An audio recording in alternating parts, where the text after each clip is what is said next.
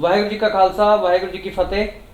ਸਿੱਖ ਮਸਲੇ ਦੇਖ ਰਹੇ ਸਾਰੇ ਦਰਸ਼ਕਾਂ ਨੂੰ ਮੇਰੇ ਮੰਕਨਦੀਪ ਸਿੰਘ ਵੱਲੋਂ ਨਿੱਘਾ ਜੀ ਆਇਆਂ ਨੂੰ। ਅੱਜ ਦੇ ਐਪੀਸੋਡ ਕੌਮ ਦੇ ਹੀਰੇ ਦੇ ਵਿੱਚ ਅਸੀਂ ਲੈ ਕੇ ਆਏ ਹਾਂ ਇਤਿਹਾਸ ਬਾਬਾ ਬੋਤਾ ਸਿੰਘ ਜੀ ਤੇ ਬਾਬਾ ਗਰਜਾ ਸਿੰਘ ਜੀ ਦਾ। ਕਿਹਾ ਜਾਂਦਾ ਹੈ ਬਾਬਾ ਬੋਤਾ ਸਿੰਘ ਜੀ ਉਹ ਸਿੱਖ ਸ਼ਖਸੀਅਤ ਹੋਏ ਹਨ ਜਿਨ੍ਹਾਂ ਨੇ ਸਿੱਖਾਂ ਦੇ ਹੋਂਦ ਦੇ ਕਾਰਨ ਇਤਿਹਾਸ ਦਾ ਪਹਿਲਾ ਟੋਲ ਬੈਰੀਅਰ ਲਗਾਇਆ ਸੀ ਤਰਨ ਤਾਰਨ ਤੋਂ ਲਾਹੌਰ ਜਾਣ ਵਾਲੀ ਸੜਕ ਤੇ। ਅੱਜ ਸਾਡੇ ਨਾਲ ਮੌਜੂਦ ਹਨ ਸਰਦਾਰ ਗੁਰਦੇਵ ਸਿੰਘ ਰੂਪਰਾਏ ਜੀ ਜੋ ਕਿ ਇੱਕ ਇਤਿਹਾਸਕਾਰ ਹਨ ਅਤੇ ਬਾਬਾ ਬੋਤਾ ਸਿੰਘ ਜੀ ਤੇ ਬਾਬਾ ਗਰਜਾ ਸਿੰਘ ਜੀ ਦੇ ਇਤਿਹਾਸ ਉੱਤੇ ਇੱਕ ਰਿਸਰਚ ਕਰ ਰਹੇ ਹਨ। ਜਿਵੇਂ ਕਿ ਤੁਸੀਂ ਦੇਖ ਰਹੇ ਹੋ ਇਹ ਸਾਹਮਣੇ ਇੱਕ ਸਟੈਚੂ ਪਿਆ ਹੈ ਜੋ ਬਾਬਾ ਬੋਤਾ ਸਿੰਘ ਜੀ ਤੇ ਬਾਬਾ ਗਰਜਾ ਸਿੰਘ ਜੀ ਦਾ ਹੈ, ਜੋ ਕਿ ਦੁਨੀਆ ਦੇ ਵਿੱਚ ਮੌਜੂਦ ਬਹੁਤ ਹੀ ਰੇਅਰ ਬਾਬਾ ਬੋਤਾ ਸਿੰਘ ਜੀ ਤੇ ਬਾਬਾ ਗਰਜਾ ਸਿੰਘ ਜੀ ਦੇ ਕੁਛ ਇੱਕ ਸਟੈਚੂਜ਼ ਦੇ ਵਿੱਚੋਂ ਇੱਕ ਸਟੈਚੂ ਹੈ। ਇਸ ਸਟੈਚੂ ਨੂੰ ਵੀ ਸਰਦਾਰ ਗੁਰਦੇਵ ਸਿੰਘ ਰੂਪਰਾਏ ਜੀ ਨੇ ਆਪਣੇ ਹੱਥੀਂ ਬਣਾਇਆ ਹੈ। ਆਓ ਅਸੀਂ ਇੱਕ ਵਾਰੀ ਕਰਦੇ ਹਾਂ ਮੁਲਾਕਾਤ ਸਰਦਾਰ ਗੁਰਦੇਵ ਸਿੰਘ ਰੂਪਰਾਏ ਜੀ ਨਾਲ ਅਤੇ ਉਹਨਾਂ ਤੋਂ ਜਾਣਦੇ ਹਾਂ ਬਾਬਾ ਬੋਤਾ ਸਿੰਘ ਜੀ ਤੇ ਬਾਬਾ ਗਰਜਾ ਸਿੰਘ ਜੀ ਦੇ ਸੰਖੇਪ ਇਤਿਹਾਸ ਬਾਰੇ। ਗੁਰਦੇਵ ਸਿੰਘ ਜੀ ਵਾਹਿਗੁਰੂ ਜੀ ਕਾ ਖਾਲਸਾ ਵਾਹਿਗੁਰੂ ਜੀ ਕੀ ਫਤਿਹ। ਸਾਡੇ ਪ੍ਰੋਗਰਾਮ ਕੌਮ ਦੇ ਹੀਰੇ ਵਿੱਚ ਤੁਹਾਡਾ ਬਹੁਤ-ਬਹੁਤ ਸਵਾਗਤ ਹੈ। ਗੁਰਦੇਵ ਸਿੰਘ ਜੀ ਸਾਨੂੰ ਥੋੜਾ ਜਿਹਾ ਦੱਸੋ ਬਾਬਾ ਬੋਤਾ ਸਿੰਘ ਜੀ ਦੇ ਸੰਖੇਪ ਇਤਿਹਾਸ ਬਾਰੇ ਕਿ ਕਿਉਂ ਸਿੱਖ ਇਤਿਹਾਸ ਦੇ ਵਿੱਚ ਬਾਬਾ ਬੋਤਾ ਸਿੰਘ ਜੀ ਨੂੰ ਇੱਕ ਮਹਾਨ ਇਨਸਾਨ ਦੇ ਮਹਾਨ ਯੋਧਾ ਦੇ ਤੌਰ ਤੇ ਜਾਣਿਆ ਜਾਂਦਾ ਹੈ। ਇਸ ਤਰ੍ਹਾਂ ਹੈ ਕਿ ਇਹ ਦੋ ਐਸੀਆਂ ਸ਼ਖਸੀਅਤ ਹੋਈਆਂ ਜਿਨ੍ਹਾਂ ਨੇ ਇਹੋ ਜਿਹੇ ਸਮੇਂ ਦੇ ਵਿੱਚ ਆਪਣੀ ਸ਼ਹਾਦਤ ਦਿੱਤੀ ਜਦੋਂ ਕਿ ਕੌਮ ਬਿਲਕੁਲ ਆਪਾਂ ਕਹਿ ਸਕਦੇ ਹਾਂ ਕਿ ਲੁਪਤ ਹੋ ਗਈ ਸੀ। ਸਾਡਾ ਸਾਰਾ ਸਿੱਖ ਇਤਿਹਾਸ ਜਿਹੜਾ ਅਗਰ ਦੇਖਿਆ ਜਾਏ ਤੇ ਬਹੁਤ ਕੁਰਬਾਨੀਆਂ ਦੇ ਨਾਲ, ਸ਼ਹੀਦੀਆਂ ਦੇ ਨਾਲ, ਜੰਗਾਂ ਯੁੱਧਾਂ ਦੇ ਨਾਲ ਭਰਪੂਰ ਹੈ ਸਾਡਾ ਪੂਰਾ ਇਤਿਹਾਸ। ਔਰ ਉਹਨਾਂ ਦੇ ਵਿੱਚ ਜਦੋਂ ਅਸੀਂ ਇਹਨਾਂ ਦੀ ਸ਼ਹਾਦਤ ਦੇ ਬਾਰੇ ਇਤਿਹਾਸ ਦੇ ਵਿੱਚ ਪੜ੍ਹਦੇ ਹਾਂ ਤੇ ਇੱਕ ਕਿਸਮ ਦੇ ਸਾਡੇ ਲੂੰ ਖੜਾ ਹੋ ਜਾਂਦਾ ਹੈ ਕਿ ਇਹੋ ਜਿਹੇ ਵੀ ਯੋਧੇ ਹੋਏ ਔਰ ਅੱਜ ਬਹੁਤ ਘੱਟ ਲੋਕਾਂ ਨੂੰ ਇਹਨਾਂ ਦੇ ਇਤਿਹਾਸ ਬਾਰੇ ਪਤਾ ਹੈ। ਬਾਬਾ ਬੰਦਾ ਸਿੰਘ ਬਹਾਦਰ ਦੀ ਸ਼ਹਾਦਤ 1716 ਈਸਵੀ ਦੇ ਵਿੱਚ ਹੋਈ। ਉਸ ਤੋਂ ਬਾਅਦ ਤੋਂ ਲੈ ਕੇ 1748-50 ਤੱਕ ਦਾ ਜਿਹੜਾ ਸਮਾਂ ਸੀ ਉਹ ਸਿੱਖ ਕੌਮ ਵਾਸਤੇ ਇੰਨਾ ਕਸ਼ਟ ਭਰਪੂਰ ਸੀਗਾ ਜਿਹਨੂੰ ਅਸੀਂ ਸਿੱਖਾਂ ਦੇ ਰਾਜ ਦਾ ਕਾਲਾ ਸਮਾਂ ਸਿੱਖ ਇਤਿਹਾਸ ਦਾ ਕਹਿ ਸਕਦੇ ਹਾਂ। ਔਰ ਉਸ ਵੇਲੇ ਜਿਹੜੀ ਇਹਨਾਂ ਦੀ ਸ਼ਹਾਦਤ ਸੀ ਇਹ ਸਿੱਖ ਕੌਮ ਲਈ ਇੱਕ ਬਹੁਤ ਵੱਡਾ ਹਲੂਣਾ ਸੀ। ਜੀ 1739 ਦੇ ਵਿੱਚ ਜਦੋਂ ਨਾਦਰ ਸ਼ਾਹ ਨੇ ਹਿੰਦੁਸਤਾਨ ਦੇ ਉੱਤੇ ਹਮਲਾ ਕੀਤਾ ਤੇ ਉਸ ਵੇਲੇ ਲਾਹੌਰ ਦਾ ਜਿਹੜਾ ਸੂਬਾ ਸੀ ਉਹ ਜ਼ਕਰੀਆ ਖਾਨ ਸੀ। ਜੀ ਉਹ ਬਹੁਤ ਚਾਲਾਕ ਔਰ ਸ਼ਾਤਰ ਕਿਸਮ ਦਾ ਔਰ ਜ਼ਾਲਿਮ ਕਿਸਮ ਦਾ ਇਨਸਾਨ ਸੀ। ਉਹਨੂੰ ਜਦੋਂ ਪਤਾ ਲੱਗਾ ਕਿ ਨਾਦਰ ਸ਼ਾਹ ਇੰਨੀ ਤਕੜੀ ਫੌਜ ਲੈ ਕੇ ਹਿੰਦੁਸਤਾਨ 'ਤੇ ਹਮਲਾ ਕਰਦਾ ਹੈ ਤੇ ਸਭ ਤੋਂ ਪਹਿਲੇ ਜਿਹੜੀ ਟੱਕਰ ਹੁੰਦੀ ਸੀ ਉਹ ਲਾਹੌਰ ਦੀ ਹੁੰਦੀ ਸੀ। ਕਿਉਂਕਿ ਉੱਧਰੋਂ ਪਿਸ਼ਾਵਰ ਵੱਲੋਂ ਆਉਂਦੇ ਸੀਗੇ ਜਿੰਨੇ ਵੀ ਹਮਲਾਵਰ ਆਏ ਤੇ ਇੱਧਰੋਂ ਦੀ ਬਾਕੀ ਪੰਜਾਬ ਦੇ ਉੱਤੇ ਔਰ ਦਿੱਲੀ ਵੱਲ ਨੂੰ ਆਉਂਦੇ ਸੀ ਤੇ ਉਹਨੂੰ ਫਿਕਰ ਪੈ ਗਿਆ। ਉਹਦੇ ਕੋਲ ਆਪਣੇ ਕੋਲ ਬਹੁਤ ਥੋੜ੍ਹੀ ਫੌਜ ਸੀ ਔਰ ਇੱਧਰ ਦਿੱਲੀ ਤੋਂ ਉਹਨੂੰ ਜਿਹੜੀ ਸਹਾਇਤਾ ਸੀ ਉਹ ਮਨਮਰਜ਼ੀ ਦੇ ਨਾਲ ਮਿਲਦੀ ਸੀ, ਕਦੇ ਮਿਲਦੀ ਸੀ, ਕਦੇ ਇੰਨਾ ਲੇਟ ਹੋ ਜਾਂਦਾ ਸੀ ਕਿ ਕਈ ਮੌਕਿਆਂ 'ਤੇ ਹਾਲਾਤ ਖਰਾਬ ਹੋ ਜਾਂਦੇ ਸੀ। ਉਸ ਵੇਲੇ ਉਹਨੇ ਜਦੋਂ ਕਿ ਉਹ ਸਿੱਖਾਂ ਦੇ ਬਹੁਤ ਖਿਲਾਫ ਸੀ ਫਿਰ ਵੀ ਉਸਨੇ ਉਸ ਮੌਕੇ ਦਾ ਫਾਇਦਾ ਚੁੱਕਿਆ ਜੀ ਔਰ ਸਿੱਖਾਂ ਦੇ ਨਾਲ ਸੁਲ੍ਹਾ ਕਰਨ ਦੀ ਕੋਸ਼ਿਸ਼ ਕੀਤੀ ਕਿ ਬਈ ਮੇਰੀ ਸਹਾਇਤਾ ਕਰੋ, ਇਸ ਵੇਲੇ ਜਿਹੜਾ ਹੈ ਉਹ ਤਾਂ ਸਾਂਝਾ ਕੰਮ ਹੈ ਔਰ ਉਹ ਹਮਲਾ ਕਰਕੇ ਆ ਰਿਹਾ ਔਰ ਸਭ ਬਰਬਾਦ ਕਰ ਦੇਗਾ ਨਾਦਰ ਸ਼ਾਹ। ਬਿਲਕੁਲ ਉਸ ਵੇਲੇ ਸਿੱਖਾਂ ਨੇ ਇਤਿਹਾਸ ਦੇ ਵਿੱਚ ਇਹਦੇ ਬਾਰੇ ਬੜਾ ਗਲਤ ਫਹਿਮੀਆਂ ਪਾਈਆਂ ਗਈਆਂ, ਲੇਕਿਨ ਹਕੀਕਤ ਇਹ ਸੀ ਕਿ ਸਿੱਖਾਂ ਨੇ ਗੁਰਮਤਾ ਬਣਾ ਕੇ ਤੇ ਗਿਆਨੀ ਭਗਵਾਨ ਸਿੰਘ ਭਮਰਾ ਜੋ ਜੱਸਾ ਸਿੰਘ ਰਾਮਗੜੀਆ ਦੇ ਪਿਤਾ ਜੀ ਸੀਗੇ ਉਹਨਾਂ ਦੇ ਨਾਲ 100 ਜਵਾਨਾਂ ਦਾ ਜਥਾ ਸੀ। ਉਹਦੀ ਅਗਵਾਈ ਹੇਠ ਉਹ ਦੀ ਡਿਊਟੀ ਲਗਾਈ ਗਈ ਕਿ ਤੁਸੀਂ ਜ਼ਕਰੀਆ ਖਾਨ ਦੇ ਨਾਲ ਮੁਗਲਾਂ ਦੇ ਖਿਲਾਫ ਯੁੱਧ ਲੜਨਾ ਹੈ। ਵਜ਼ੀਰਾਬਾਦ ਦੇ ਨੇੜੇ ਇਹਨਾਂ ਨੇ ਡੇਰੇ ਲਗਾ ਲਏ ਔਰ ਉਧਰੋਂ ਮੁਗਲ ਫੌਜ ਦੇ ਨਾਲ ਇਹਨਾਂ ਦੀ ਉੱਥੇ ਲੜਾਈ ਹੋਈ। ਬਿਲਕੁਲ। ਉਸ ਫੌਜ ਦੀ ਲੜਾਈ ਦੇ ਵਿੱਚ ਇੱਕ ਵਕਤ ਇਸ ਤਰ੍ਹਾਂ ਦਾ ਆਇਆ ਕਿ ਜ਼ਕਰੀਆ ਖਾਨ ਘੇਰੇ ਵਿੱਚ ਆ ਗਿਆ ਜੀ ਔਰ ਉਹਦੀ ਮੌਤ ਨਿਸ਼ਚਿਤ ਹੋ ਗਈ। ਬਿਲਕੁਲ। ਇਮੀਡੀਏਟਲੀ ਸਿੱਖ ਆਪਣੀ ਬਹਾਦਰੀ ਔਰ ਵਫਾਦਾਰੀ ਲਈ ਮਸ਼ਹੂਰ ਨੇ। ਜੀ ਗਿਆਨੀ ਭਗਵਾਨ ਸਿੰਘ ਭੱਜ ਕੇ ਅੱਗੇ ਹੋਏ ਔਰ ਆਪਣੇ ਕੁਝ ਸਹਾਇਤਾ ਸਿਪਾਹੀਆਂ ਦੇ ਨਾਲ ਜ਼ਕਰੀਆ ਖਾਨ ਦੀ ਜਾਨ ਤੇ ਬਚਾ ਦਿੱਤੀ, ਉਹਨੂੰ ਪਿੱਛੇ ਭੇਜ ਦਿੱਤਾ ਔਰ ਆਪ ਅੱਗੇ ਹੋ ਕੇ ਸਾਹਮਣਾ ਕਰਨ ਲੱਗੇ ਔਰ ਉੱਥੇ ਉਹ ਇੰਨੀ ਬੁਰੀ ਤਰ੍ਹਾਂ ਜ਼ਖਮੀ ਹੋਏ ਕਿ ਮੈਦਾਨੇ ਜੰਗ ਤੋਂ ਬਾਹਰ ਆਂਦੇ ਆਂਦੇ ਉਹਨਾਂ ਦੀ ਡੈਥ ਹੋ ਗਈ, ਸ਼ਹਾਦਤ ਹੋ ਗਈ। ਜ਼ਕਰੀਆ ਖਾਨ ਨੂੰ ਪਤਾ ਲੱਗ ਗਿਆ ਕਿ ਮੇਰੀ ਜਗ੍ਹਾ ਤੇ ਮੇਰੀ ਜਾਨ ਬਚਾਉਣ ਲਈ ਗਿਆਨੀ ਭਗਵਾਨ ਸਿੰਘ ਨੇ ਆਪਣੀ ਸ਼ਹਾਦਤ, ਆਪਣਾ ਸਰੀਰ ਕੁਰਬਾਨ ਕਰ ਦਿੱਤਾ ਹੈ, ਆਪਣੀ ਜਾਨ ਕੁਰਬਾਨ ਕੀਤੀ। ਉਹਨੇ ਇਸ ਚੱਕਰ ਦੇ ਵਿੱਚ 5 ਪਿੰਡ ਜਗੀਰਾਂ ਦੇ ਇਹਨਾਂ ਨੂੰ ਦਿੱਤੇ ਜੀ। ਇਹਨਾਂ ਦੇ 5 ਲੜਕੇ ਸੀ ਉਹਨਾਂ ਨੂੰ ਜੀ। ਲੇਕਿਨ ਜਦ ਤੱਕ ਹੁਣ ਨਾਦਰ ਸ਼ਾਹ, ਆਪਾਂ ਉਧਰਲੀ ਵਾਰੀ ਹਿਸਟਰੀ ਤੇ ਨਹੀਂ ਜਾਂਦੇ, ਨਾਦਰ ਸ਼ਾਹ ਲਾਹੌਰ ਤੱਕ ਪਹੁੰਚ ਗਿਆ ਸੀ ਔਰ ਲਾਹੌਰ ਤੇ ਜਦੋਂ ਉਹਨੇ ਕਬਜ਼ਾ ਕਰ ਲਿਆ, ਜੀ ਜੀ। ਹੁਣ ਜ਼ਕਰੀਆ ਖਾਨ ਦੇ ਕੋਲ ਕੋਈ ਰਸਤਾ ਨਹੀਂ ਸੀ ਬਚਿਆ।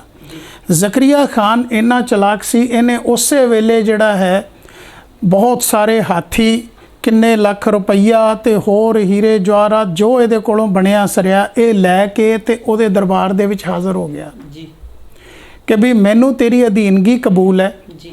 ਇਹ ਨਜ਼ਰਾਨਾ ਮੇਰੇ ਵੱਲੋਂ ਕਬੂਲ ਕਰੋ, ਲੇਕਿਨ ਇੱਕ ਸ਼ਰਤ ਹੈ ਕਿ ਮੇਰੀ ਨਵਾਬੀ ਬਣੀ ਰਹਿਣੀ ਚਾਹੀਦੀ ਹੈ। ਮੈਂ ਦਿੱਲੀ ਹਕੂਮਤ ਦੇ ਸਲਤਨਤ ਦੇ ਹੁਣ ਅਧੀਨ ਨਹੀਂ, ਮੈਂ ਤੇਰੇ ਅਧੀਨ ਕੰਮ ਕਰਾਂਗਾ। ਬਿਲਕੁਲ। ਜਿਸ ਵੇਲੇ ਇਹ ਕੰਡੀਸ਼ਨ ਆਈ ਉਹ ਨਾਦਰ ਸ਼ਾਹ ਖੁਸ਼ ਹੋ ਗਿਆ ਜੀ ਜੀ।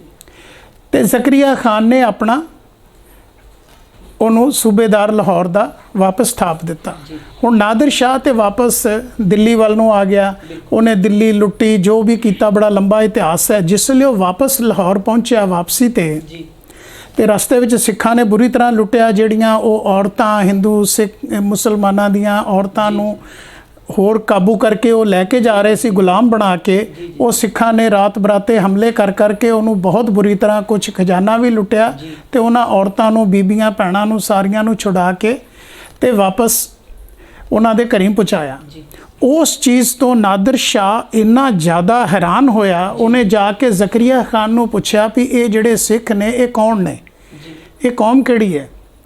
ਉਸ ਵੇਲੇ ਜੋ ਕੁਝ ਵੀ ਜ਼ਕਰੀਆ ਖਾਨ ਨੇ ਸਿੱਖਾਂ ਬਾਰੇ ਦੱਸਿਆ ਕਿ ਇਹ ਘੋੜਿਆਂ ਦੀਆਂ ਕਾਠੀਆਂ ਤੇ ਸੌਂਦੇ ਆ, ਇਹ ਕਿੱਧਰੋਂ ਆਉਂਦੇ ਕਿੱਧਰੋਂ ਜਾਂਦੇ ਕਿਸੇ ਨੂੰ ਪਤਾ ਨਹੀਂ ਚੱਲਦਾ, ਸੁੱਕੀ ਰੋਟੀ ਖਾ ਕੇ ਵੀ ਇਹ ਸ਼ੇਰ ਬਣੇ ਰਹਿੰਦੇ ਆ ਔਰ ਕਿਸੇ ਦੀ ਧੀ ਭੈਣ ਦੀ ਇੱਜ਼ਤ ਨੂੰ ਹੱਥ ਨਹੀਂ ਪਾਉਂਦੇ, ਕੋਈ ਗਲਤ ਕੰਮ ਨਹੀਂ ਕਰਦੇ ਔਰ ਜ਼ੁਲਮ ਦੇ ਖਿਲਾਫ ਇਹ ਆਪਣੀ ਜਾਨ ਦੇਣ ਤੋਂ ਵੀ ਨਹੀਂ ਡਰਦੇ। ਜਿਸ ਲਈ ਉਹਨੇ ਇਹ ਸਾਰੀਆਂ ਖੂਬੀਆਂ ਸੁਣੀਆਂ ਤੇ ਉਹਨੇ ਫਾਰਸੀ ਦੇ ਵਿੱਚ, ਆਪਣੀ ਭਾਸ਼ਾ ਦੇ ਵਿੱਚ ਜ਼ਕਰੀਆ ਖਾਨ ਨੂੰ ਕਿਹਾ ਕਿ ਮੈਨੂੰ ਇਹਨਾਂ ਦੇ ਵਿੱਚੋਂ, ਸਿੱਖਾਂ ਦੇ ਵਿੱਚੋਂ ਬਾਦਸ਼ਾਹਤ ਦੀ ਬੂ ਆ ਰਹੀ ਹੈ, ਅਗਰ ਤੂੰ ਇਹਨਾਂ ਨੂੰ ਕਾਬੂ ਨਾ ਕੀਤਾ ਤੇ ਕਿਸੇ ਦਿਨ ਇਹ ਤੇਰੀ ਸਲਤਨਤ ਵੀ ਖਾ ਜਾਣਗੇ, ਇਹ ਸਾਡੇ ਤੇ ਹਾਵੀ ਹੋ ਜਾਣਗੇ, ਇਹਨਾਂ ਨੂੰ ਕੰਟਰੋਲ ਕਰ। ਨਾਦਰ ਸ਼ਾਹ ਇੰਨੀ ਗੱਲ ਕਹਿ ਕੇ ਨਾਦਰ ਸ਼ਾਹ ਇਹ ਸਿੱਖਿਆ ਦੇ ਕੇ ਜ਼ਕਰੀਆ ਖਾਨ ਨੂੰ ਉਹ ਤੇ ਵਾਪਸ ਚਲਾ ਗਿਆ। ਲੇਕਿਨ ਉਸ ਤੋਂ ਬਾਅਦ ਜ਼ਕਰੀਆ ਖਾਨ ਨੇ ਮੁੜ ਕੇ ਆਪਣੇ ਰੰਗ ਦੇ ਵਿੱਚ ਆ ਗਿਆ। ਉਹੀ ਜ਼ੁਲਮ ਤੇ ਉਹੀ ਇੰਨੇ ਹਾਲਾਤ ਖਰਾਬ ਕਰ ਦਿੱਤੇ ਉਸਨੇ, ਸਿੱਖਾਂ ਦੇ ਉੱਤੇ ਇੰਨੇ ਜ਼ਿਆਦਾ ਟੈਕਸ ਲਗਾ ਦਿੱਤੇ, ਸਿੱਖਾਂ ਦੇ ਉੱਤੇ ਪਾਬੰਦੀਆਂ ਲਗਾ ਦਿੱਤੀਆਂ, ਇਹਨਾਂ ਦੀਆਂ ਜ਼ਮੀਨਾਂ ਦਾ ਮਾਲੀਆ ਵੀ ਇਹਨਾਂ ਨੂੰ ਜੋ ਉਹ ਦੇਣਾ ਬਣਦਾ ਸੀ ਉਹ ਵੀ ਨਹੀਂ ਦਿੰਦਾ ਸੀ, ਸਭ ਹੜਪ ਜਾਂਦੇ ਸੀ। ਮਤਲਬ ਇੱਥੋਂ ਤੱਕ ਕਿ ਉਹਨੇ ਐਸੇ ਹੁਕਮ ਜਾਰੀ ਕਰ ਦਿੱਤੇ, ਫੌਜਾਂ ਭੇਜ ਕੇ, ਦਸਤੇ ਭੇਜ ਕੇ, ਲੱਭ ਕੇ ਸਿੱਖ ਮਾਰਨੇ ਸ਼ੁਰੂ ਕਰ ਦਿੱਤੇ, ਕਤਲ ਕਰਨੇ ਸ਼ੁਰੂ ਕਰ ਦਿੱਤੇ ਔਰ ਬੁਨਿਆਦੀ ਕਰਾਤੀ ਕਿ ਜਿਹੜਾ ਵੀ ਕੋਈ ਸਿੱਖ ਦੀ ਸੂਹ ਦੇਵੇਗਾ ਉਹਨੂੰ 10 ਮੋਹਰਾਂ, ਜਿਹੜਾ ਸਿੱਖ ਦਾ ਸਿਰ ਕੱਟ ਕੇ ਲਿਆਏਗਾ ਉਹਨੂੰ 50 ਮੋਹਰਾਂ ਤੇ ਜਿਹੜਾ ਜਿੰਦਾ ਸਿੱਖ ਪਕੜ ਕੇ ਲੈ ਕੇ ਆਏਗਾ ਉਹਨੂੰ 80 ਮੋਹਰਾਂ ਦਾ ਇਨਾਮ ਦਿੱਤਾ ਜਾਏਗਾ। ਜਿਹਦੇ ਇਤਿਹਾਸ ਦੇ ਵਿੱਚ ਹੀ ਅੱਗੇ ਫਿਰ ਮੱਸਾ ਰੰਗੜ ਦਾ ਇਤਿਹਾਸ ਵੀ ਜੁੜਦਾ ਹੈ ਜੀ। ਉਹਦੇ ਨਾਲ ਇੰਨੀ ਬੁਰੀ ਹਾਲਤ ਹੋ ਗਈ ਕਿ ਮੁਸਲਮਾਨ ਤੇ ਜੋ ਸੀ ਹਿੰਦੂ ਵੀ ਸਿੱਖਾਂ ਦੇ ਵੈਰੀ ਹੋ ਗਏ ਜੀ ਔਰ ਉਹਨਾਂ ਨੇ ਇਨਾਮ ਪਾਉਣ ਦੇ ਲਾਲਚ ਦੇ ਵਿੱਚ ਲੱਭ ਕੇ ਇਹਨਾਂ ਨੂੰ ਜਾਂ ਤੇ ਮਰਵਾਉਣਾ ਸ਼ੁਰੂ ਕਰ ਦਿੱਤਾ ਤੇ ਜਾਂ ਇਹਨਾਂ ਦੀ ਸੂਹ ਦੇ ਕੇ ਇਹਨਾਂ ਨੂੰ ਸਰਕਾਰੀ ਫੌਜਾਂ ਵੱਲੋਂ ਕਤਲ ਕਰਵਾਉਣਾ ਸ਼ੁਰੂ ਕਰ ਦਿੱਤਾ ਔਰ ਹਾਲਾਤ ਇਦਾਂ ਦੇ ਹੋ ਗਏ ਸਿੱਖਾਂ ਨੂੰ ਆਪਣੇ ਘਰ-ਬਾਰ ਜ਼ਮੀਨਾਂ ਛੱਡ ਕੇ ਤੇ ਕਾਨੂੰਆਣ ਦੇ ਜੰਗਲ, ਕੁਝ ਗੁਜਰਾਤ ਦੇ ਰੇਤਲੇ ਇਲਾਕੇ ਤੇ ਕੁਝ ਹੋਰ ਪਹਾੜਾਂ ਵੱਲ ਦੇ ਪਾਸੇ ਨੂੰ, ਮਤਲਬ ਸਿੱਖ ਸਾਰੇ ਛੁਪ ਗਏ। 4 ਮਹੀਨੇ ਦੇ ਅੰਦਰ ਐਸੇ ਹਾਲਾਤ ਹੋ ਗਏ ਕਿ ਕੋਈ ਵੀ ਸਿੱਖ ਦੇਖਣ ਨੂੰ ਨਜ਼ਰ ਨਹੀਂ ਸੀ ਆਉਂਦਾ। ਇਸ ਤਰ੍ਹਾਂ ਲੱਗਦਾ ਸੀ, ਲੋਕੀ ਵੀ ਕਹਿਣ ਲੱਗ ਪਏ ਸੀ ਕਿ ਜ਼ਕਰੀਆ ਖਾਨ ਨੇ ਜੋ ਸੌਗੰਧ ਖਾਧੀ ਸੀ ਕਿ ਮੈਂ ਪੰਜਾਬ ਦੀ ਧਰਤੀ ਸਿੱਖਾਂ ਤੋਂ ਖਾਲੀ ਕਰ ਦਿਆਂਗਾ, ਉਹਨੇ ਆਪਣੀ ਸੌਗੰਧ ਪੂਰੀ ਕਰ ਲਈ। ਪੂਰੇ ਪੰਜਾਬ 'ਚ ਕਿਤੇ ਦੂਰ ਦੂਰ ਤੱਕ ਸਿੱਖ ਨਜ਼ਰ ਨਹੀਂ ਸੀ ਆਉਂਦਾ। ਹਾਲਾਤ ਬੜੇ ਖਰਾਬ ਹੋ ਗਏ। ਤੇ ਇਹ ਜਿਹੜੇ 2 ਜਰਨੈਲ, ਮੈਂ ਤੇ ਇਹਨਾਂ ਨੂੰ ਜਰਨੈਲ ਕਹਾਂਗਾ, ਇਹ ਆਮ ਸਿੱਖ ਨਹੀਂ ਸੀਗੇ ਜਿਨ੍ਹਾਂ ਦੇ ਵਿੱਚ ਇੰਨਾ ਜ਼ਿਗਰਾ ਔਰ ਇੰਨੀ ਸ਼ਹਾਦਤ ਸੀ, ਇੰਨਾ ਹਿੰਮਤ ਸੀ ਉਹਨਾਂ ਦੇ ਵਿੱਚ। ਇਹ 2 ਸ਼ਖਸ ਜਿਹੜੇ ਸੀ, ਬਾਬਾ ਬੋਤਾ ਸਿੰਘ, ਇਹਦਾ ਪਿੰਡ ਸੀ ਪੜਾਨਾ ਜਿਹੜਾ ਅੱਜ ਕੱਲ੍ਹ ਪਾਕਿਸਤਾਨ 'ਚ ਹੈ। ਇਹ ਜੱਟ ਖਾਨਦਾਨ 'ਚੋਂ ਸੀ। ਤੇ ਇਹਦਾ ਸਾਥੀ ਸੀ ਬਾਬਾ ਗਰਜਾ ਸਿੰਘ ਜਿਹੜਾ ਕਿ ਇੱਕ ਮਜ਼੍ਹਬੀ ਸਿੰਘ ਸੀ, ਲੇਕਿਨ ਦੋਨੋਂ ਬੜੇ ਹਿੰਮਤ ਵਾਲੇ ਸੀ। ਇਹਨਾਂ ਦੇ ਕੋਲ ਹਥਿਆਰ ਦੇ ਨਾਂ ਤੇ ਸਿਰਫ ਇੱਕ ਲਾਠੀ ਹੁੰਦੀ ਸੀ, ਸੋਟਾ, ਤੇ ਇੱਕ ਕਮਰ ਕੱਸੇ ਦੇ ਵਿੱਚ ਛੋਟੀ ਜੀ ਕਿਰਪਾਨ, ਜਿਹਦੇ ਉਹ ਵੀ ਇੱਕ ਕਿਹਾ ਜਾਂਦਾ ਬਾਬਾ ਬੋਤਾ, ਹੱਥ ਵਿੱਚ ਸੋਟਾ ਅੜ ਖਲੋਤਾ। ਉਹ ਫਿਰ ਮੈਂ ਉਸੇ ਚੀਜ਼ ਤੇ ਆ ਰਿਹਾ।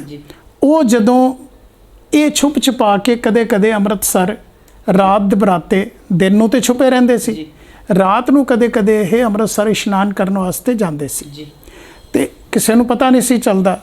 ਇੱਕ ਦਿਨ 2 ਸੂਹੀਏ ਮੁਗਲਾਂ ਦੇ ਉੱਥੋਂ ਨਿਕਲ ਰਹੇ ਸੀ, ਇਹ ਤਰਨ ਤਾਰਨ ਦੇ ਇਲਾਕੇ ਵਿੱਚ ਸੀਗੇ, ਤੇ ਉਹਨਾਂ ਦੀ ਨਜ਼ਰ ਪੈ ਗਈ ਇਹਨਾਂ ਦੇ ਉੱਤੇ। ਤੇ ਉਹਨਾਂ ਨੇ ਕਿਹਾ ਵੀ ਇਸ ਤਰ੍ਹਾਂ ਲੱਗਦਾ ਹੈ ਕਿ ਆਹ ਸਿੱਖ ਛੁਪੇ ਹੋਏ ਨੇ। ਦੂਜੇ ਨੇ ਤਾਨਾ ਮਾਰਿਆ ਕਿ ਇਹ ਸਿੱਖ ਨਹੀਂ ਹੋ ਸਕਦੇ, ਸਿੱਖ ਹੁੰਦੇ ਤੇ ਬਹਾਦਰੀ ਨਾਲ ਸਾਹਮਣੇ ਆ ਕੇ ਲੜਦੇ, ਇਹ ਤੇ ਕੋਈ ਨਾ ਮਰਦ ਹੋਣੇ ਆ, ਐਵੇਂ ਕੋਈ ਬੇਕਾਰ ਜਿਹਾ ਕੋਈ ਬੜੇ ਗਲਤ ਲਫ਼ਜ਼ ਉਹਨਾਂ ਨੇ ਇਸਤੇਮਾਲ ਕੀਤੇ। ਉਹ ਲਫ਼ਜ਼ ਸੁਣ ਕੇ ਗੁਰੂ ਗੋਬਿੰਦ ਸਿੰਘ ਦਾ ਸਿੱਖ ਕਿੱਥੇ ਚੁੱਪ ਰਹਿ ਸਕਦਾ। ਉਹਨਾਂ ਦਾ ਖੂਨ ਖੋਲ੍ਹਿਆ, ਉਹਨਾਂ ਨੇ ਵਿਉਂਤਬੰਦੀ ਸ਼ੁਰੂ ਕਰ ਦਿੱਤੀ ਕਿ ਹੁਣ 1-2 ਨੂੰ ਮਾਰ ਕੇ ਗੱਲ ਨਹੀਂ ਬਣਨੀ। ਇਹ ਸਾਡੀ ਹੋਂਦ ਜਿਹੜੀ ਹੈ, ਇਹ ਜ਼ਕਰੀਆ ਖਾਨ ਨੂੰ, ਇੱਥੇ ਦੀ ਪੰਜਾਬ ਦੀ ਹਕੂਮਤ ਨੂੰ ਪਤਾ ਲੱਗਣਾ ਚਾਹੀਦਾ ਕਿ ਗੁਰੂ ਗੋਬਿੰਦ ਸਿੰਘ ਦੇ ਸਿੱਖ ਅਜੇ ਜ਼ਿੰਦਾ ਨੇ। ਉਹ ਵਿਉਂਤਬੰਦੀ ਕਰਦੇ ਕਰਦੇ ਉਹਨਾਂ ਨੂੰ ਇੱਕ ਸਕੀਮ ਸੁੱਝੀ ਜਿਹਦੇ ਅਗੇਂਸਟ ਉਹਨਾਂ ਨੇ ਇੱਕ ਨਾਕਾ ਲਗਾਤਾ ਨੂਰਦੀਨ ਦੀ ਸਰਾਂ, ਜਿਹਨੂੰ ਸਰਾਏ ਅਮਾਨਤ ਕਹਿੰਦੇ ਆ। ਇਹ ਜਿਹੜੀ ਦਿੱਲੀ ਤੋਂ ਲਾਹੌਰ ਨੂੰ ਪੁਰਾਣੀ ਜਿਹੜੀ ਸੜਕ ਜਾਂਦੀ ਸੀ, ਉਹ ਤਰਨ ਤਾਰਨ ਦੇ ਇਲਾਕੇ 'ਚੋਂ ਹੁੰਦੀ ਹੋਈ ਇਸ ਸਰਾਂ ਦੇ ਮੋੜ ਦੀ ਨਿਕਲਦੀ ਸੀ। ਇਹਨਾਂ ਨੇ ਉੱਥੇ ਨਾਕਾ ਲਗਾਤਾ। ਉਹ ਨਾਕਾ ਇਸ ਤਰ੍ਹਾਂ ਦਾ ਸੀ ਕਿ ਹਰ ਆਉਣ ਜਾਣ ਵਾਲੇ ਟਰੇਡਰ ਸਾਰੇ ਇੱਧਰੋਂ ਦੀ ਨਿਕਲਦੇ ਸੀ, ਵਪਾਰੀ ਜਿੰਨਾ ਸੀ ਇੱਧਰੋਂ ਦੀ ਜਾਂਦਾ, ਇਹੀ ਰੂਟ ਹੁੰਦਾ ਸੀ ਉਹਨਾਂ ਲਈ। ਤੇ ਉਹਨਾਂ ਨੇ ਕੀ ਕੀਤਾ ਕਿ ਬਈ ਜਿਹੜਾ ਤੇ ਕੋਈ ਗੱਡੇ ਤੇ ਸਮਾਨ ਲੈ ਕੇ ਜਾ ਰਿਹਾ ਉਹਨੂੰ 1 ਆਨਾ, ਤੇ ਜਿਹੜਾ ਕੋਈ ਖੋਤੇ ਦੇ ਉੱਤੇ ਸਮਾਨ ਲੈ ਕੇ ਜਾ ਰਿਹਾ ਉਹਨੂੰ 1 ਪੈਸਾ। ਇਹ ਨਾਕਾ ਲਗਾਤਾ ਔਰ ਜ਼ਬਰਦਸਤੀ ਉੱਥੇ ਅੜ ਕੇ ਖੜ ਜਾਂਦੇ ਸੀ। ਔਰ ਉਹਨਾਂ ਨੂੰ ਇਹ ਨਾਕਾ ਕਹਿ ਲਓ ਵੀ ਸਿੱਖ ਕੌਮ ਦਾ ਸਭ ਤੋਂ ਪਹਿਲਾ ਟੋਲ ਬੈਰੀਅਰ ਉਹਨਾਂ ਨੇ ਲਗਾਇਆ, ਈਵਨ ਹਿੰਦੁਸਤਾਨ ਦੇ ਇਤਿਹਾਸ ਦਾ ਪਹਿਲਾ ਟੋਲ ਬੈਰੀਅਰ। ਤੇ ਉਹ ਜਿਸਲੇ ਉਹ ਨਾਕਾ ਲਗਾਇਆ, ਲੋਕੀ ਫਿਰ ਵੀ ਬਈ ਕੌਣ ਹੁਣ ਬਹਿਸ 'ਚ ਪਵੇ, ਕੌਣ ਕੁਝ ਕਰੇ, ਉਹਨਾਂ ਦਾ ਮਕਸਦ ਸੀ ਦੱਸਣਾ ਹਕੂਮਤ ਨੂੰ ਕਿ ਅਸੀਂ ਹੈਗੇ ਹਾਂ ਸਿੱਖ। ਉਹ ਫਿਰ ਬੜਾ ਚਿਰ ਨਿਕਲ ਗਿਆ, ਲੋਕੀ ਆਪਣਾ ਟੈਕਸ ਦੇ ਕੇ ਫਿਰ ਨਿਕਲ ਜਾਂਦੇ ਸੀਗੇ। ਜ਼ਕਰੀਆ ਖਾਨ ਵੱਲੋਂ ਕੋਈ ਹਰਕਤ ਨਹੀਂ ਹੋਈ। ਹੁਣ ਫਿਰ ਸੋਚਾਂ ਪਈਆਂ ਕਿ ਹੁਣ ਕੁਝ ਹੋਰ ਵੱਡਾ ਕੀਤਾ ਜਾਏ, ਇਹਦੇ ਨਾਲ ਤੇ ਗੱਲ ਨਹੀਂ ਬਣੀ।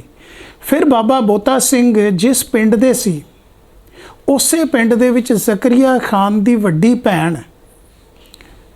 ਫਜ਼ਲੁੱਲਾ ਖਾਨ ਨੂੰ ਵਿਆਹੀ ਹੋਈ ਸੀ। ਤੇ ਸ਼ਾਇਦ ਇਤਿਹਾਸ ਕਹਿੰਦਾ ਹੈ ਕਿ ਨਵਾਬ ਕਪੂਰ ਸਿੰਘ ਦਾ ਵੀ ਪਿੰਡ ਉਹੀ ਸੀਗਾ।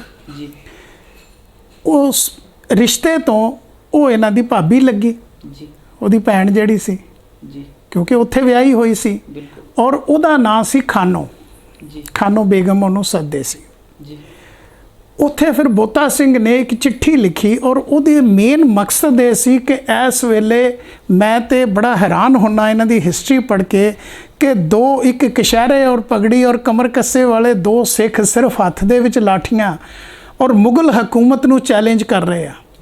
ਕਿੰਨੀ ਸਪਿਰਿਟ ਸੀ ਗੁਰੂ ਗੋਬਿੰਦ ਸਿੰਘ ਦੀ ਉਸ ਸਿੱਖਿਆ ਦੇ ਵਿੱਚ ਔਰ ਉਸ ਅੰਮ੍ਰਿਤ ਦੇ ਵਿੱਚ ਜਿਹੜਾ ਇਹਨਾਂ ਨੇ ਪਾਨ ਕੀਤਾ ਹੋਇਆ ਸੀ। ਜਦੋਂ ਕਿਤੇ ਸਿੱਖ ਦੇਖਣ ਨੂੰ ਨਜ਼ਰ ਨਹੀਂ ਸੀ ਆਉਂਦਾ, ਇਹਨਾਂ ਨੇ ਉਹ ਚਿੱਠੀ ਜ਼ਕਰੀਆ ਖਾਨ ਨੂੰ ਲਿਖੀ, ਜਿਹਦੇ ਵਿੱਚ ਉਹ ਲਿਖਦੇ ਆ ਕਿ ਲਿਖ ਤੁਮ ਸਿੰਘ ਬੋਤਾ, ਹੱਥ ਵਿੱਚ ਸੋਟਾ ਵਿੱਚ ਰਾਹ ਖਲੋਤਾ, ਆਨਾ ਲਾਇਆ ਗੱਡੇ ਨੂੰ ਪੈਸਾ ਖੋਤਾ, ਆਖੀ ਭਾਬੀ ਖਾਨੋ ਨੂੰ ਇਉਂ ਆਖੇ ਸਿੰਘ ਬੋਤਾ। ਵੈਸੇ ਗਿਆਨੀ ਗਿਆਨ ਸਿੰਘ ਨੇ ਤੇ ਆਪਣੇ ਸ਼ਮਸ਼ੇਰ ਖਾਲਸਾ 'ਚ ਬਹੁਤ ਲੰਬੀ ਚੌੜੀ ਇਹ ਲਿਖੀ ਹੈ ਕਵਿਤਾ, ਚਿੱਠੀ ਦਾ ਸਾਰ, ਲੇਕਿਨ ਆਪਾਂ ਸ਼ਾਰਟਕਟ ਦੇ ਵਿੱਚ ਇਹ ਗੱਲ ਕਰਦੇ ਹਾਂ।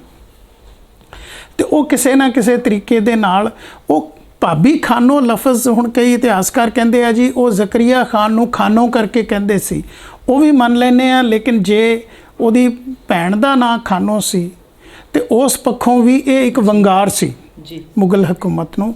ਉਹ ਚਿੱਠੀ ਜਿਸ ਵੇਲੇ ਫਿਰ ਜ਼ਕਰੀਆ ਖਾਨ ਦੇ ਕੋਲ ਪਹੁੰਚਦੀ ਹੈ ਤੇ ਜ਼ਕਰੀਆ ਖਾਨ ਦੇ ਸੱਤੀ ਕੱਪੜੀ ਅੱਗ ਲੱਗ ਜਾਂਦੀ, ਅੱਗ ਬਬੂਲਾ ਹੋ ਜਾਂਦਾ ਕਿ ਹੈ ਇੰਨੀ ਹਿੰਮਤ। ਪਤਾ ਕਢਾਉਂਦਾ, ਪਤਾ ਲੱਗਾ ਜੀ ਉਹ 2 ਸਿੱਖ ਆ ਜਿਨ੍ਹਾਂ ਨੇ ਉੱਥੇ ਨਾਕਾ ਲਾਇਆ ਹੋਇਆ। ਉਸੇ ਵੇਲੇ ਹੁਕਮ ਦਿੱਤਾ, ਜਲਾਲਦੀਨ ਉਹਦਾ ਸੈਨਾਪਤੀ ਸੀ, ਜਰਨੈਲ ਸੀ, ਜਲਾਲਦੀਨ ਨੂੰ 100 ਸਿਪਾਹੀ ਦੇ ਕੇ ਤੇ ਫਿਰ ਉਹ ਇਹਨਾਂ ਨੂੰ ਪਕੜਨ ਵਾਸਤੇ ਭੇਜਦਾ ਹੈ। ਜਿਸਲੇ ਉਹ ਸਿਪਾਹੀ ਆਉਂਦੇ ਆ, ਉਹ ਆ ਕੇ ਦੇਖਦੇ ਆ ਕਿ ਇਹਨਾਂ ਦੇ ਕੋਲ ਤੇ ਕੁਝ ਵੀ ਨਹੀਂ, ਇਹ ਤੇ 2 ਨੰਗ ਤੜੰਗੇ ਸਰਦਾਰ, ਖਾਲੀ ਕਸ਼ਹਿਰੇ ਪਾਏ ਇਹਨਾਂ ਨੇ ਤੇ ਡੁਮਾਲੇ ਬੰਨੇ ਨੇ, ਕਮਰ ਕੱਸਾ ਤੇ 2-2 ਸੋਟੇ ਆ ਇਹਨਾਂ ਦੇ ਹੱਥ ਦੇ ਵਿੱਚ।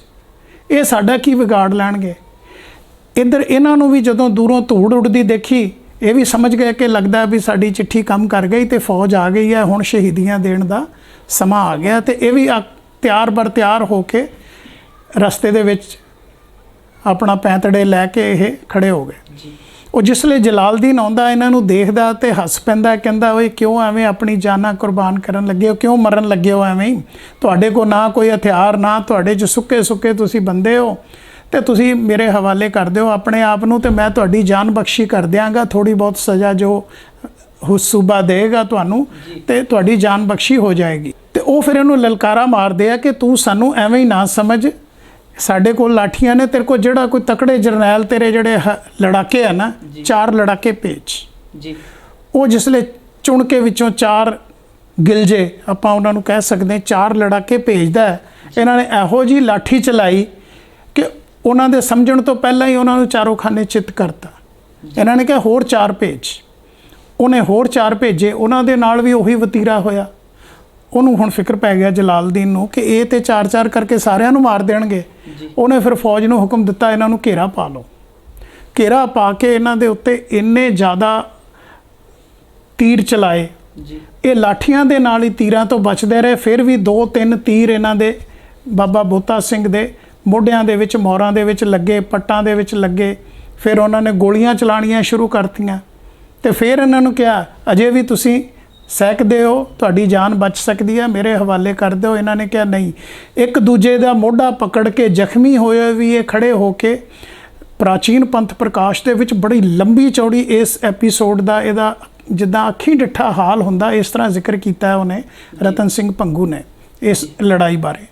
ਇਹ ਫਿਰ ਇੱਕ ਦੂਜੇ ਨੂੰ ਮੋਢਿਆਂ ਦਾ ਸਹਾਰਾ ਲੈ ਕੇ ਫਿਰ ਖੜੇ ਹੋ ਗਏ, ਪਿੱਠਾਂ ਨਾਲ ਪਿੱਠ ਜੋੜ ਕੇ ਇੰਨੀ ਜ਼ਬਰਦਸਤ ਤਰੀਕੇ ਨਾਲ ਲੜੇ। ਲੇਕਿਨ ਕਿੰਨਾ ਚਿਰ, ਜ਼ਖਮ ਬਹੁਤ ਜ਼ਿਆਦਾ, ਖੂਨ ਬਹੁਤ ਜ਼ਿਆਦਾ ਨਿਕਲ ਚੁੱਕਾ ਸੀ। ਉਹਨਾਂ ਨੇ ਫਿਰ ਇਹਨਾਂ ਤੇ ਗੋਲੀਆਂ ਚਲਾਈਆਂ, ਘੋੜਿਆਂ ਦੇ ਪੌੜਾਂ ਥੱਲੇ ਇਹਨਾਂ ਨੂੰ ਰੌਂਦਿਆ ਗਿਆ ਤੇ ਅਖੀਰ ਅੰਤ ਨੂੰ ਇਹ ਦੋਨੋਂ ਜਰਨੈਲ ਉੱਥੇ ਸ਼ਹੀਦੀ ਪਾ ਗਏ। ਔਰ ਇਹਨਾਂ ਦੀ ਸ਼ਹਾਦਤ ਜਿਹੜੀ ਹੈ ਉਸ ਨੇ ਪੂਰੀ ਕੌਮ ਦੇ ਵਿੱਚ ਇੱਕ ਨਵੀਂ ਰੂਹ ਫੂਕ ਦਿੱਤੀ। ਮੁੜ ਕੇ ਸਿੱਖਾਂ ਦੇ ਵਿੱਚ ਜੋਸ਼ ਆ ਗਿਆ, ਜਿਹੜੇ ਡਰ ਕੇ ਛੁਪ ਗਏ ਸੀ ਕਿ ਜੇ 2 ਸਿੰਘ ਬਗੈਰ ਹਥਿਆਰਾਂ ਦੇ ਲੜ ਸਕਦੇ ਆ, ਸਾਡੇ ਕੋਲ ਤੇ ਹਥਿਆਰ ਵੀ ਹੈ। ਉਹ ਨਵੇਂ ਸਿਰੇ ਫਿਰ ਉਹ ਸਿੱਖ ਕੌਮ ਦੁਬਾਰਾ ਖੜੀ ਹੋਈ ਔਰ ਪੂਰੇ ਦਾ ਪੂਰਾ ਚੈਲੰਜ ਬਣ ਗਈ ਉਸ ਜ਼ਕਰੀਆ ਖਾਨ ਨੂੰ, ਮਤਲਬ ਸੰਭਾਲਣੇ ਔਖੇ ਹੋ ਗਏ। ਇਹਨਾਂ ਦੋਨਾਂ ਬਹਾਦਰਾਂ ਦੀਆਂ ਜਿਹੜੀਆਂ ਯਾਦਗਾਰਾਂ ਨੇ ਉਹ ਸਰਾਏ ਨੂਰ ਦੇ ਲਾਗੇ ਉੱਥੇ ਯਾਦਗਾਰ ਗੁਰਦੁਆਰਾ ਬਹੁਤ ਅੱਛਾ ਬਣ ਗਿਆ। ਤੇ ਇੱਧਰ ਬਾਬਾ ਦੀਪ ਸਿੰਘ ਸ਼ਹੀਦ ਦਾ ਜਿਹੜਾ ਗੁਰਦੁਆਰਾ ਹੈਗਾ ਅੰਮ੍ਰਿਤਸਰ ਦੇ ਵਿੱਚ, ਉਹਦੇ ਨਾਲ ਜਿਸ ਵੇਲੇ ਲੰਗਰ ਹਾਲ ਵੱਲ ਨੂੰ ਜਾਈਦਾ, ਲੰਗਰ ਹਾਲ ਦੇ ਆਪੋਜ਼ਿਟ, ਕਿਉਂਕਿ ਉੱਥੇ ਹੁਣ ਨਵੀਂ ਡਿਵੈਲਪਮੈਂਟ ਚੱਲ ਰਹੀ ਹੈ ਤੇ ਉੱਥੇ ਇੱਕ ਕਮਰੇ ਦੇ ਵਿੱਚ ਅਜੇ ਉਹਨਾਂ ਨੇ ਉਹ ਯਾਦਗਾਰ ਬਣਾਤੀ ਹੈ। ਬਾਅਦ ਦੇ ਵਿੱਚ ਹੋ ਸਕਦਾ ਉਹ ਪ੍ਰੋਪਰ ਸਥਾਨ ਤਿਆਰ ਕਰ ਦਿੱਤਾ ਜਾਏ। ਸੋ ਮੇਰਾ ਖਿਆਲ ਹੈ ਕਿ ਬਈ ਸਿੱਖ ਕੌਮ ਦੇ ਵਾਸਤੇ ਇਹ ਜਾਣਕਾਰੀ ਜਿਹੜੀ ਹੈ ਬਹੁਤ ਜ਼ਰੂਰੀ ਸੀ ਔਰ ਤੁਸੀਂ ਬਹੁਤ ਅੱਛਾ ਕੀਤਾ ਇਸ ਟੌਪਿਕ ਨੂੰ ਚੁਣਿਆ। ਅੱਛਾ ਗੁਰਦੇਵ ਸਿੰਘ ਜੀ, ਇੱਕ ਛੋਟਾ ਜਿਹਾ ਸਵਾਲ ਤੁਹਾਡੇ ਕੋਲੋਂ ਜੀ। ਦੁਨੀਆ ਦੇ ਵਿੱਚ ਬਹੁਤ ਹੀ ਘੱਟ ਸਟੈਚੂ ਇਸ ਤਰ੍ਹਾਂ ਦੇ ਹੈਗੇ ਜੋ ਬਾਬਾ ਬੋਤਾ ਸਿੰਘ ਜੀ ਤੇ ਬਾਬਾ ਗਰਜਾ ਸਿੰਘ ਜੀ ਦੇ ਬਣਾਏ ਗਏ ਨੇ ਜੀ, ਜਿਨ੍ਹਾਂ ਚੋਂ ਇੱਕ ਤੁਹਾਡੇ ਆਪਣੇ ਹੱਥ ਦਾ ਬਣਾਇਆ ਸਟੈਚੂ ਇਹ ਸਾਡੇ ਅੱਗੇ ਪਿਆ ਹੈ ਜੀ। ਇਹ ਸਟੈਚੂ ਬਣਾਉਣ ਵਾਸਤੇ, ਇਹ ਮੂਰਤੀਕਾਰੀ ਵਾਸਤੇ ਤੁਹਾਨੂੰ ਮੋਟੀਵੇਸ਼ਨ ਜਾਂ ਉਤਸ਼ਾਹਨ ਪ੍ਰੋਤਸਾਹਨ ਕਿੱਥੋਂ ਮਿਲਿਆ? ਦੇਖੋ, ਜਿੱਥੇ ਤੱਕ ਮੂਰਤੀ ਕਲਾ ਦਾ ਸਵਾਲ ਹੈ, ਮੈਂ ਇਹਦਾ ਕ੍ਰੈਡਿਟ ਸਿਰਫ ਔਰ ਸਿਰਫ ਅਕਾਲ ਪੁਰਖ ਨੂੰ ਦਿੰਦਾ, ਕਿਉਂਕਿ ਮੈਂ ਜ਼ਿੰਦਗੀ ਦੇ ਵਿੱਚ ਕਦੇ ਵੀ ਮੂਰਤੀ ਬਣਾਉਣ ਬਾਰੇ ਸੋਚਿਆ ਹੀ ਨਹੀਂ ਸੀ ਜੀ। ਇਹ ਜਸਟ ਅੱਜ ਤੋਂ ਕੋਈ 1.5-2 ਸਾਲ ਪਹਿਲਾਂ ਮੇਰੇ ਅੰਦਰੋਂ ਇਸ ਤਰ੍ਹਾਂ ਆਵਾਜ਼ ਉੱਠਦੀ ਸੀ ਜਦੋਂ ਮੈਂ ਕੋਈ ਸਕਲਪਚਰ ਜਾਂ ਸਟੈਚੂ ਦੇਖਦਾ ਸੀ ਕਿ ਗੁਰਦੇਵ ਸਿੰਘ ਤੂੰ ਕਿਉਂ ਨਹੀਂ ਬਣਾਉਂਦਾ, ਤੂੰ ਇਹ ਕਰ ਸਕਦਾ। ਪਰ ਬਾਬਾ ਬੋਤਾ ਸਿੰਘ, ਬਾਬਾ ਗਰਜਾ ਸਿੰਘ ਦੀ ਕਿਉਂ? ਤੇ ਉਹ ਫਿਰ ਜਦੋਂ ਮੈਂ ਸਭ ਤੋਂ ਪਹਿਲਾਂ ਇੱਕ ਸਟੈਚੂ ਬਣਾਇਆ ਗੁਰੂ ਗੋਬਿੰਦ ਸਿੰਘ ਜੀ ਦੇ ਬਾਜ ਦਾ, ਉਹਨਾਂ ਦੇ ਹੱਥ ਦੇ ਵਿੱਚ ਪਕੜਿਆ। ਉਹ ਮੇਰਾ ਡ੍ਰੀਮ ਸੀ ਔਰ ਪਹਿਲਾ ਸਟੈਚੂ ਸੀ। ਉਸ ਤੋਂ ਬਾਅਦ ਫਿਰ ਮੈਂ ਜਦੋਂ ਇਤਿਹਾਸ ਪੜ੍ਹਦਾ ਸੀ ਤੇ ਮੈਂ ਦੇਖਦਾ ਸੀ ਮੈਨੂੰ ਸਾਰਿਆਂ ਦੇ, ਬਾਕੀ ਸਭ ਦੇ ਕੋਈ ਸਟੈਚੂ, ਕੋਈ ਪੇਂਟਿੰਗ, ਫੋਟੋਗ੍ਰਾਫਸ ਮਿਲਦੇ ਆ, ਲੇਕਿਨ ਬਾਬਾ ਬੋਤਾ ਸਿੰਘ ਗਰਜਾ ਸਿੰਘ ਦਾ ਨਾਂ ਤੇ ਕੋਈ ਪ੍ਰੋਪਰ ਇਤਿਹਾਸ ਮਿਲਦਾ ਸੀ ਜੇ ਸੀ ਵੀ ਤੇ ਆਮ ਲੋਕਾਂ 'ਚ ਨਹੀਂ ਸੀ ਅਵੇਲੇਬਲ, ਔਰ ਨਾ ਹੀ ਇਹਨਾਂ ਦੀ ਕੋਈ ਮੈਨੂੰ ਪੇਂਟਿੰਗ ਜਾਂ ਸਟੈਚੂ ਮਿਲਿਆ। ਤੇ ਮੈਨੂੰ ਹੋ ਗਿਆ ਇਹਨਾਂ ਦੀ ਹਿਸਟਰੀ ਪੜ੍ਹ ਕੇ ਕਿ ਕਿਉਂ ਨਾ ਮੈਂ ਇਹਨਾਂ ਦਾ ਹੀ ਪਹਿਲਾਂ ਜਿਹੜਾ ਹੈ ਉਹ ਸਟੈਚੂ ਤਿਆਰ ਕਰਾਂ। ਫਿਰ ਮੈਂ ਇਹਨਾਂ ਬਾਰੇ ਉਸ ਵੇਲੇ ਕਿਸ ਹਾਲਾਤ ਦੇ ਵਿੱਚ ਸੀ, ਕਿੱਦਾਂ ਦਾ ਪਹਿਰਾਵਾ ਸੀ, ਕੀ ਸੀਗਾ, ਉਹ ਸਾਰਾ ਪੜ੍ਹ ਕੇ ਤਾਂ ਫਿਰ ਮੈਂ ਆਪਣੇ ਕੋਲੋਂ ਫਿਰ ਥੋੜ੍ਹਾ ਜਿਹਾ ਇਹਨੂੰ ਡਿਵੈਲਪ ਕੀਤਾ, ਔਰ ਜੋ ਰਿਜ਼ਲਟ ਹੈ ਉਹ ਤੁਹਾਡੇ ਸਾਹਮਣੇ ਹੈ। ਔਰ ਮੈਂ ਕਈ ਜਗ੍ਹਾ ਇਹ ਮੈਂ ਗਿਫਟ ਵੀ ਕੀਤਾ, ਔਰ ਮੈਂ ਬਣਾਇਆ ਵੀ ਇਸੇ ਕਰਕੇ ਛੋਟੇ ਸਾਈਜ਼ ਦਾ ਕਿ ਟੇਬਲ ਦੇ ਉੱਤੇ ਜਾਂ ਆਪਣੇ ਸ਼ੋਕੇਸ ਦੇ ਵਿੱਚ ਰੱਖਿਆ ਜਾ ਸਕੇ। ਤੇ ਇਹ ਸੀਗੇ ਜੀ ਸਰਦਾਰ ਗੁਰਦੇਵ ਸਿੰਘ ਰੂਪਰਾਏ ਜੀ, ਜੋ ਸਾਡੇ ਵਿੱਚ ਅੱਜ ਲੈ ਕੇ ਆਏ ਸੀ ਸੰਖੇਪ ਇਤਿਹਾਸ ਸਿੱਖ ਕੌਮ ਦੇ ਹੀਰੇ ਬਾਬਾ ਬੋਤਾ ਸਿੰਘ ਅਤੇ ਬਾਬਾ ਗਰਜਾ ਸਿੰਘ ਜੀ ਦਾ। ਅਸੀਂ ਫਿਰ ਅਗਲੇ ਐਪੀਸੋਡਸ ਦੇ ਵਿੱਚ ਹੋਰ ਸਿੱਖ ਕੌਮ ਦੇ ਹੀਰਿਆਂ ਦੇ ਬਾਰੇ ਸੰਖੇਪ ਇਤਿਹਾਸ ਲੈ ਕੇ ਤੁਹਾਡੇ ਵਿੱਚ ਆਉਂਦੇ ਰਹਾਂਗੇ। ਉੱਥੋਂ ਤੱਕ ਮੈਨੂੰ ਮੰਕਨਦੀਪ ਸਿੰਘ ਨੂੰ ਦਿਓ ਇਜਾਜ਼ਤ। ਵਾਹਿਗੁਰੂ ਜੀ ਕਾ ਖਾਲਸਾ, ਵਾਹਿਗੁਰੂ ਜੀ ਕੀ ਫਤਿਹ। ਸਿੱਖ ਜਗਤ ਨਾਲ ਜੁੜੇ ਹਰ ਪੰਥਕ ਮਸਲੇ ਨਾਲ ਅਪਡੇਟ ਰਹਿਣ ਵਾਸਤੇ ਸਬਸਕ੍ਰਾਈਬ ਕਰੋ ਸਾਡਾ ਚੈਨਲ ਸਿੱਖ ਮਸਲੇ ਤੇ ਨਾਲ ਦਿੱਤੇ ਬੈਲ ਆਈਕਨ ਨੂੰ ਪ੍ਰੈਸ ਕਰੋ ਤਾਂ ਕਿ ਹਰ ਵੀਡੀਓ ਦਾ ਨੋਟੀਫਿਕੇਸ਼ਨ ਆਪ ਜੀ ਤੱਕ ਪਹੁੰਚ ਸਕੇ।